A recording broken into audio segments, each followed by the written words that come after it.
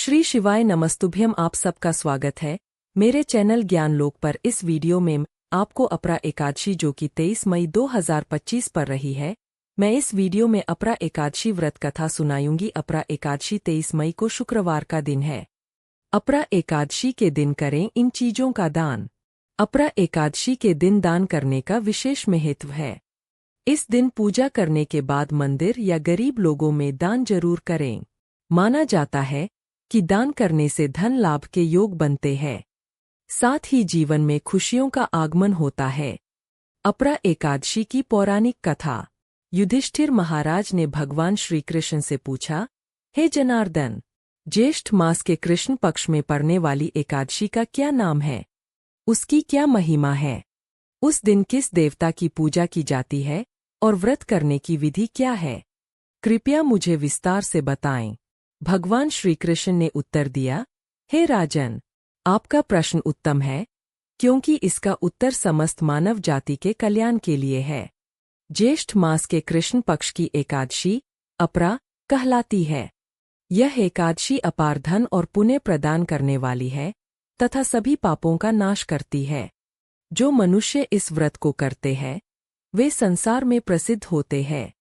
अपरा एकादशी के व्रत के प्रभाव से ब्रह्महत्या, परनिंदा और भूत योनि आदि के पाप नष्ट हो जाते हैं। इतना ही नहीं, परस्त्री गमन, झूठी गवाही देना, झूठ बोलना, झूठे शास्त्र पढ़ना या बनाना, झूठा ज्योतिषी बनना तथा झूठा वैद्य बनना आदि जैसे घोर पाप भी इस व्रत के करने से मिट जाते हैं।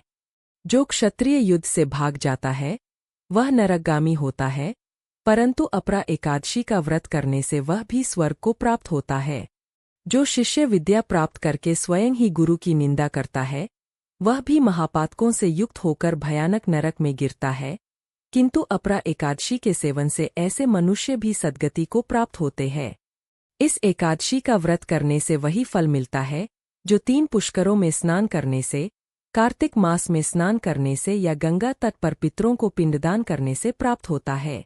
सिंह राशि के बृहस्पति में गोमती नदी में स्नान करने से, कुंभ में केदारनाथ के दर्शन या बद्रीनाथ के दर्शन करने से, सूर्य ग्रहण में कुरुक्षेत्र में स्नान करने से, स्वर्ण दान करने से अथवा अर्ध प्रसूता गौदान से जो फल मिलता है वही फल अपरा एकादशी के व्रत से मिलता है।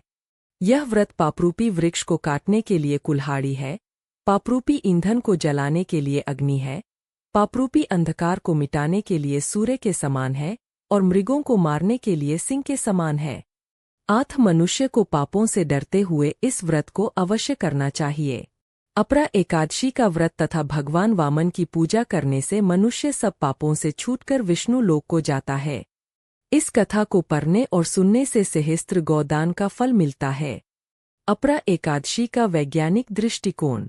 हालांकि अपरा एकादशी 2025 मुख्य रूप से एक आध्यात्मिक व्रत है, लेकिन इसके पालन के कुछ पहलुओं को वैज्ञानिक दृष्टिकोण से भी देखा जा सकता है।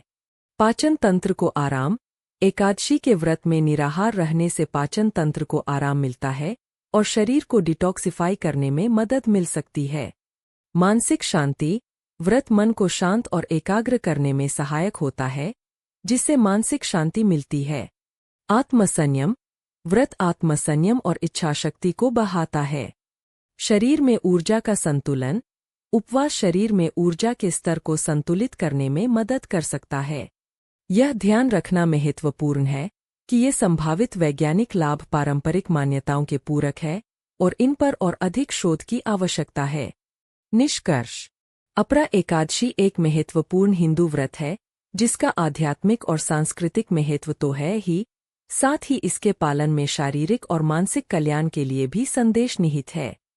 इस दिन भगवान विष्णु की भक्तिपूर्वक पूजा और व्रत करने से जीवन में सकारात्मकता और समृद्धि आती है। अगर चैनल पर नए आए हो तो मेरे चैनल ज्ञानलोक को सब्सक्राइब करना मत भूलना।